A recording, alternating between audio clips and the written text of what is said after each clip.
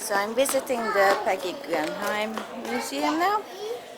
Yes, it's a museum of modern art, and the ticket was 15 euro. 15 euro. So this is the entrance. If you have an enlarged bag, you have to check them in. Yep, because going around is such a bother. Anyway, lots of kids. So let's go in.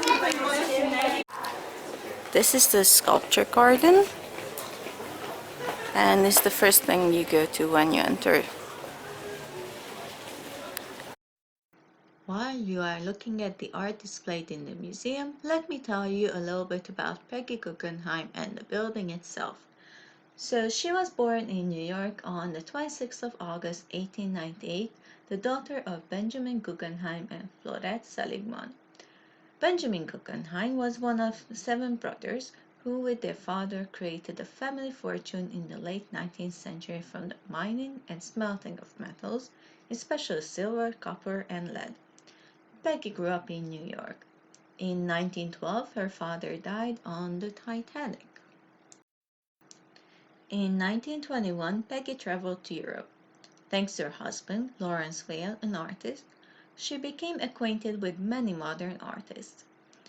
Between 1939 and 40, Peggy busily acquired works for her collection, keeping to her resolve to buy a picture a day. In July 1941, she fled Nazi-occupied France and returned to her native New York. Her collection was shown for the first time at the 1948 Venice Biennale in the Greek Pavilion. Soon after, she bought Palazzo Venier dei Leoni on the Grand Canal in Venice, where she came to live. From 1951, Peggy opened her house and her collection to the public annually in the summer months. During her 30-year Venetian life, she continued to collect works of art and to support artists. In 1962, she was made an honorary citizen of Venice. In 1970, she donated her palazzo, and in 1976, her works of art to the Solomon R. Guggenheim Foundation. The foundation had been created in 1937 by Peggy Guggenheim's uncle Solomon. Peggy died aged 81 on the 23rd of December 1979. Her ashes are placed in the corner of the garden of her museum.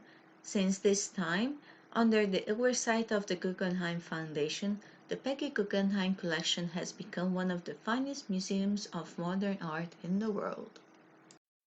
Now let's talk a little bit about the palace itself. Palazzo Venier dei Leoni was probably begun in the 1750s by architect Lorenzo Boschetti. It is an unfinished palace. A model exists in the Museo Correr, Venice, of the complete palace. We do not know precisely why this building was left unfinished. Nor is it known how the palace came to be associated with Leoni lions. Although it is said that a lion was once kept in the garden, the name is more likely to have arisen from the yawning lion's head of Istrian stone which decorate the facade at water level.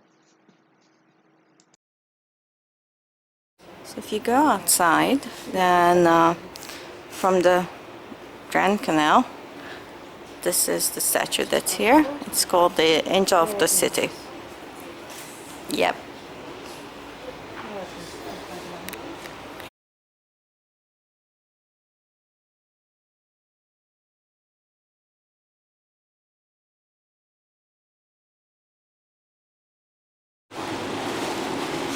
And this is the Peggy Guggenheim's Museum's Canal Grande front, so you can come out here, take lots of pictures. It's very nice.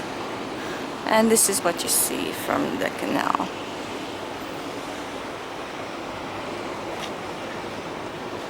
It's near the Academia, so if you're coming with the water bus, you can take it to the Academia and get off there and walk all the way here. It's like 5 minutes.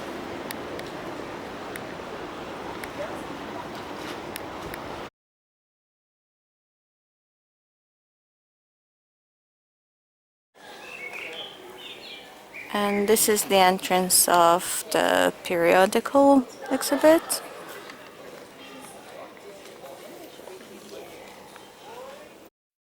The collection in this building is called The Nature of Art.